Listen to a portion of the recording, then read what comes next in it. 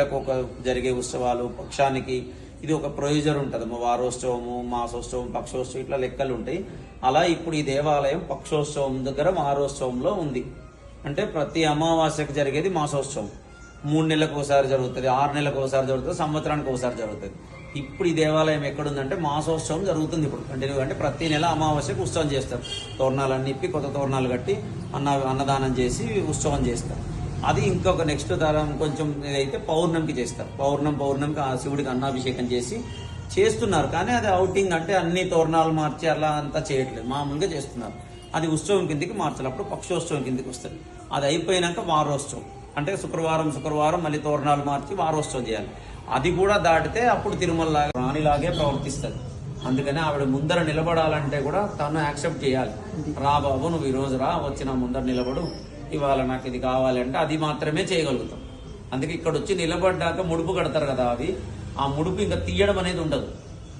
ఎట్లా అంటే ఇప్పుడు ఏదైనా గుడికి వెళ్ళి మనం ముడుపు కట్టామనుకోండి, అయ్యిందా కాలేదా అని 2 క్వశ్చన్స్ వేస్తాం. ఈవిడికి ఆప్షన్ లేదు అలా. ఎందుకంటే ఇప్పుడు ఒకరు ఏదన్నా ఒకటి ఇల్లు కావాలి అని అడిగారు అనుకోండి, ఆ ఇల్లు ఇవ్వలేదు ఆవిడ. అప్పుడు ఏం చేస్తుంది, మామూలుగా ఏ మాతృమూర్తి ఉంటే ఏం చేస్తా అంటే ఇల్లు ఇస్తాను లేదా ఇల్లు ఇవ్వను, 2 కాన్సెప్ట్.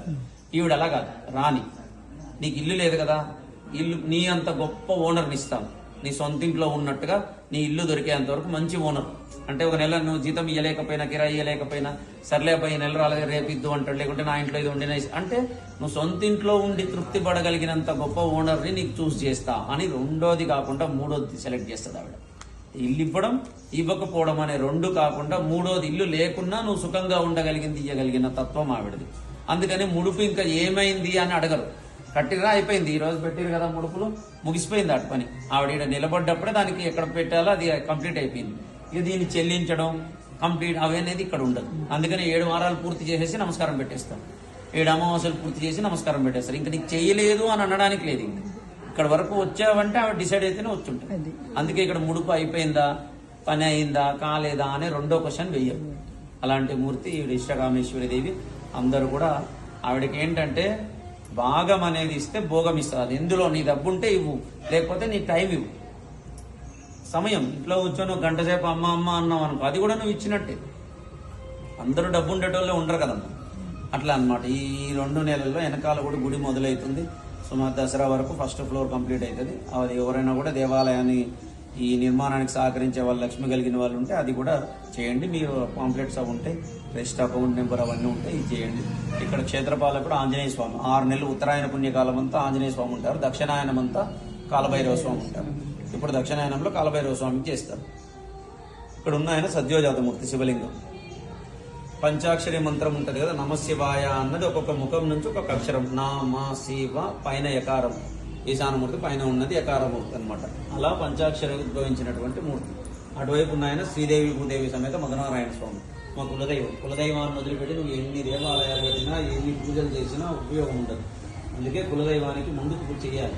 నువ్వు ఎంత పరిమాణంలో చేస్తావో అది వేరే విషయం, కానీ కులదైవాన్ని వదిలిపెడితే మనకు ఇది ఉండదు. అందుకని ఆ కులదైవాన్ని మొదలు పెట్టుకొని ఫస్ట్ ఆయనకు చేసిన తర్వాత ఇప్పుడు ఇష్టదైవాలన్నిటికి కూడా తర్వాత. చెప్పండి సార్, అమ్మవారి గురించి, గుడి విశిష్టత గురించి మీ మాటల్లో చెప్పండి. అరుణాసురుడు అనే రాక్షసుని సంహరించడానికి ఉద్భవించిన మూర్తమ్మ అమ్మవారు. ఈవిడ ఇక్కడ ఏంటంటే శైవాగం ప్రకారం ప్రతిష్ట.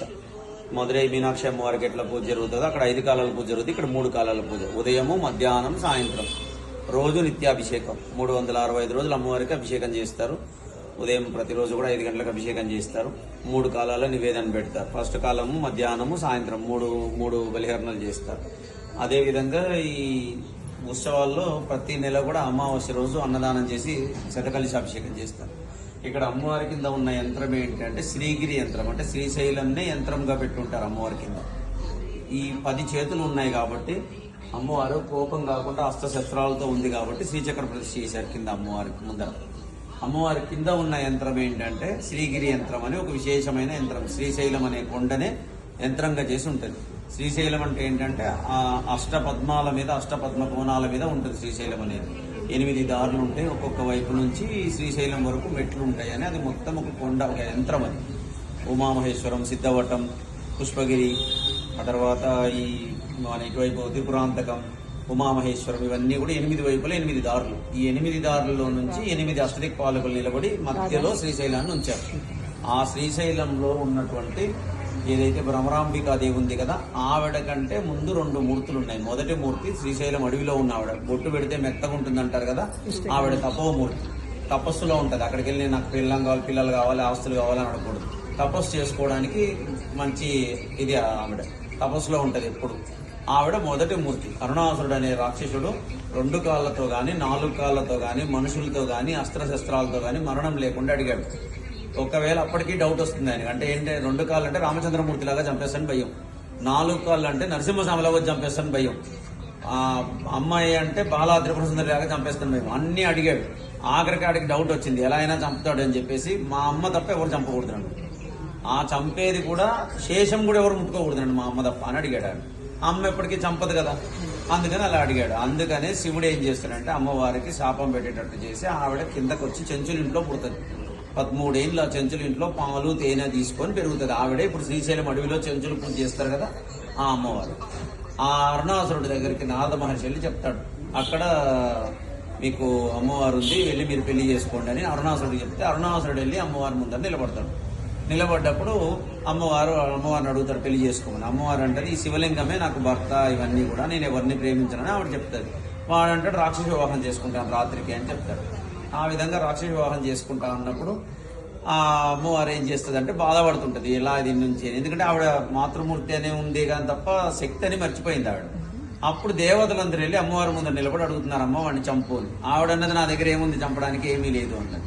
వాళ్ళు అన్నారు, నీది గాంధీ ఏముంది ఈ లోకంలో, అన్ని నువ్వే, యాదేవి సర్వభూతేషు శక్తి రూపేణ సంస్థిత, నమస్తస్యే నమస్తస్యే, అన్ని నీవే కదా, మా శక్తులన్నీ నీకు ఇచ్చేస్తాం, వాడిని సంహరించు అని అడిగారు. అప్పుడు దేవతలందరూ కూడా తమ శక్తులన్నింటినీ అమ్మవారికి వదిలిపెడితే కింద ఉన్నవి వారాలు, తిథులు, నక్షత్రాలు, యోగాలు, కర్ణాలు, పంచాంగం అంటాం కదా, ఆ 5 స్టెప్స్ అవి తిథులు కూడా. తర్వాత ఆ విగ్రహాలన్నీ నవగ్రహాలు. ఈ నవగ్రహాల మీద కాలము, తిథి అన్నిటి మీద అమ్మవారు నిలబడి ఉంది. నవగ్రహ నాయకి భస్మరేకాంకితుల సన్మస్తకే కరుణాభీక్షితే దశభుజే దశ దిశ కీర్తి వ్యాప్తి ప్రదే అని అమ్మవారి ధ్యానం ఉంటుంది.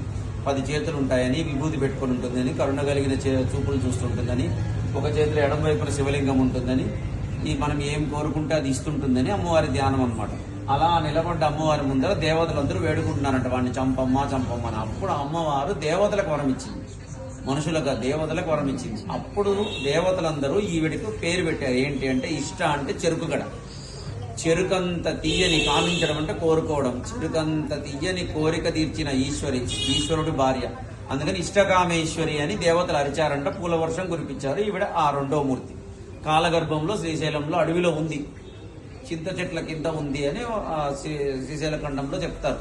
అక్కడ కోనేరు ఉంటుంది, మనం నందిని దిగి చూస్తాం కదా పైన, దాని దగ్గరికి వెళ్ళేటప్పుడు రైట్ లో ఉంటది ఒక పెద్ద కోనేరు. అక్కడ చింత చెట్ల తోపుంటే ఆ చింత చెట్ల కింద ఉంటుంది అని అంటారు. లేదు అక్కడ ప్రస్తుతానికి, ఇటలీలో మ్యూజియంలో ఉంది అంటారు, తెలియదు. మొత్తానికైతే కాలగర్భంలో కలిసిపోయింది. ఆ అమ్మవారిని మనం ఇక్కడ ప్రతిష్ఠ చేసుకున్నాం. తర్వాత అరుణాసురుడు అమ్మవారి ముందర వచ్చి నిలబడతాడు. నిలబడి ఈ అస్త్రాలు, ఈ శస్త్రాలు, ఈ వాహనాలు నన్నేం చేయలేవు అని చెప్తే అమ్మవారు ఏం చేస్తుందంటే ఆలోచించి 6 కాళ్ళు కలిగింది భ్రమరం, అణువు పరమాణువుగా విడిపోయి భ్రమరాలుగా మారి గాల్లోనే తినేసింది వాడిని. అలా సంహరించినందుకు భ్రమర అంబిక ఇప్పుడు శ్రీశైలం గర్భాలయంలో ఉన్న సంహారమూర్తి. మొదట ఆవిడ తపోమూర్తి, 2వ ఆవిడ భోగమూర్తి. ఇక్కడ అనుభవించడానికి ఉంది ఆవిడ. బ్రహ్మోత్సవాలు, ఉత్సవాలు, నగలు, నాణ్యాలు, చీరలు, కట్టిన చీర కట్టకుండా ఇవన్నీ ఉత్సవాలు ఎందుకు చేసుకుంటుంది అంటే భోగం అనుభవించడానికి ఉంది ఇక్కడ. ఎంత ఆవిడకి చేస్తుంటే వాళ్ళకంత ఇస్తుంటది. పాప పుణ్యాలతోటి, కుల వ్యవస్థలతో, దేంతో వర్ణాలతో సంబంధం లేదు ఆవిడ. భోగం భాగం ఇస్తే భోగం ఇస్తుంది, మిగిలిన వాటితో సంబంధం లేదు. ఇక్కడ ఉన్న మూర్తి భోగమూర్తి. ఈ తర్వాత అక్కడ ఉన్న ఆవిడ సంహారమూర్తి. ఈ ముగ్గురు కూడా అరుణాసురుని సంహరించడానికి ఉద్భవించినటువంటి విశేషమైన మూర్తులు. రేపు ఉదయంతో ఈ 23 సంవత్సరాలు పూర్తవుతుంది ఆవిడని ప్రతిష్ఠ చేసి. ఈ రేపటి నుంచి రేపు 24వ సంవత్సరంలోకి ఎంటర్ అవుతుంది అనమాట. ఈ నెలలో ఉండే విశేషమైన దాంట్లో వార్షికోత్సవం అది రేపు. తర్వాత 15వ తారీఖు ఆగస్టు 15కు పుష్పోత్సవం అని చేస్తారు పూలతోటి. ఈ పంచభూతాలకి ఒక్కొక్క దానికి ఒక్కొక్క యూనిట్ ఉంటుంది అనమాట. అందులో ఒక్కొక్కసారి ఒక్కొక్క ఉత్సవం చేస్తారు. రేపు పుష్పోత్సవం చేస్తారు.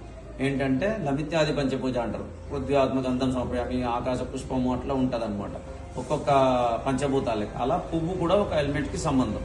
సో దానికి ఒక ఉపచారం చేస్తారు. అంటే అమ్మవారి ముఖం వరకు పూలతోటి అర్చన చేసి హారతిచ్చి అట్లా 3 times చేస్తారు. ఇది ఇప్పుడు అది 15వ తారీఖు రోజు చేస్తారు. 16వ తారీఖు మళ్ళీ మామూలుగా ఇది ఉంటుందన్నమాట. ఈ సంవత్సరం ఈ నెలలో ఇది విశేషం. వెనకాల అమ్మవారికి సంవత్సరానికి ఒకసారి పిడుగు పడుతుంది. దసరా టైం ముందర కానీ అష్టమి రోజు కానీ 99% అట్లా డ్యామేజ్ అవుతూ ఉంటుంది. కాబట్టి రాయితోటి వెనకాల, ఎందుకంటే వేల సంవత్సరాల ఆవిడకి శాశ్వతత్వాన్ని ఇవ్వడానికి. అంటే ఈ గర్భగుడిలో ఏంటంటే మనం ఇప్పుడు మాట్లాడేది టెంపరేచరు ఇవన్నీ, ఇప్పుడు ఈ సౌండ్కు దీపం చూడండి, ఇవన్నీ కూడా గర్భాలయంలోకి వెళ్ళడం నిషేధం. నేను మాట్లాడేదాన్ని బట్టి దీపం కదులుతుంది. ఈ శబ్దాలు ఇవన్నీ కూడా ఆమె వరకు చేరకూడదు. అందుకే ఆగమంలో రాయితో కడతారు. అప్పుడు ఏంటంటే ఏ శబ్దం కానీ ఏది వెళ్ళదు. సుమారు 4 ఫీట్ల వెడల్పు ఉంటుంది గోడ. రేపు ఏదైనా భూకంపం లాంటివి వచ్చినా కూడా కదలకుండా శ్రీశైలంలో ఉన్నట్టుగా యాదగిరిగుట్టలాగా ఎప్పటికీ ఉండేది. అది నడుస్తుంది. భక్తులు కూడా ఎవరైనా అమ్మవారి గుడికి సహకరించే వాళ్ళు ఉంటే, లక్ష్మి కలిగిన వాళ్ళు ఉంటే సహకరించవచ్చు. ఒకవేళ ఆ పరిస్థితి లేకపోతే సహకరించగలిగిన వాళ్ళు ఉంటే వాళ్ళకి ఆ ఇంటిమేషన్ ఇవ్వండి. అక్కడ అమ్మవారి అకౌంట్, ట్రస్ట్ అకౌంట్ అవన్నీ ఉంటే చెప్పొచ్చు. ఇక్కడ ఏంటంటే సంవత్సరానికి 32 ఉత్సవాలు జరుగుతాయి. ఒక్క బ్రహ్మోత్సవం జరుగుతుంది. ఇప్పుడు శరణవరాత్రులు వస్తాయి కదా, అప్పుడు బ్రహ్మోత్సవం తమిళనాడు నుంచి వచ్చి ఆ ఆగమ శైవాగమ ప్రకారం అంతా కూడా వాళ్ళు చేస్తారు. ఇవిడికి అంతా కూడా ఏంటంటే ఇటు ఉన్నది కదా, ఈ నెల ఎంతమంది పిల్లలు వచ్చారో అన్ని దీపం ఆ ఒత్తే వేస్తారు అటువైపు.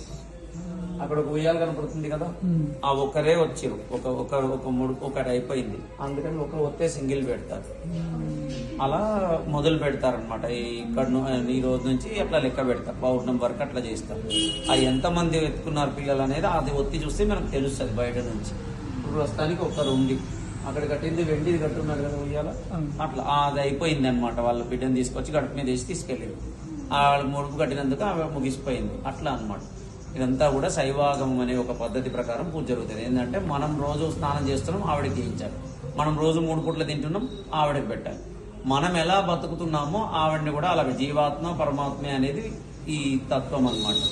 స్మార్థము వీటి ఏంటంటే నువ్వు పరమాత్ముడివి, నేను జీవాత్మని, నువ్వు వేరు నేను వేరు, మీకు ఉన్నది చేస్తామని. ఇక్కడ ఆవాహనం అవేమి ఉండవు, ఎందుకంటే ఆవిడ స్థిరంగా ఉంది. మనం ఎలా ఉన్నాము, ఇంటికి మన పెద్ద ఆవిడ వస్తే ఎట్లా బతుకుతున్నాం మనం ఆవిడతో కూడా మనం అట్లా మెల్లగాలి. అందుకే ఇక్కడ ఆవిడ రాణి, ఇదంతా దర్బార్. అందుకే కట్టిన వాడిది కట్టించిన వాడిది ఏమి ఇచ్చింది ఏమీ మిగలకుండా చేశాం.